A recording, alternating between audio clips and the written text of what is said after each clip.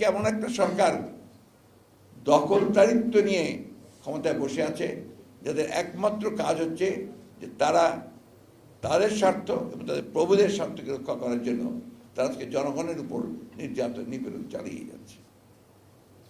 আজকে ফারাক্কার সমস্যার সমাধান হবে কি করে, তিস্তার সমস্যার সমাধান হবে কি করে, অন্যান্য অভিন্ন নদীগুলোর সমস্যার সমাধান কি করে হবে?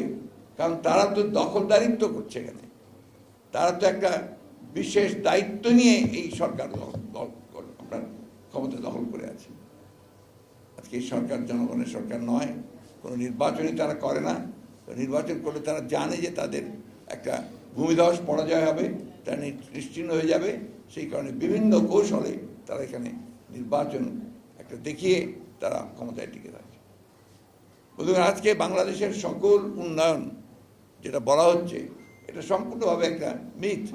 এটা কোনো উন্নয়ন নয়, এটা শুধুমাত্র এই সরকারকে টিকিয়ে রাখার জন্য একটা গোষ্ঠী তৈরি করা হচ্ছে, যে গোষ্ঠীগুলো এই তথাকথিত উন্নয়ন থেকে সবচেয়ে বেশি আপনার বেনিফিশিয়ারি হয়েছে। একটা মাফিয়া রাষ্ট্র তৈরি করা হয়েছে।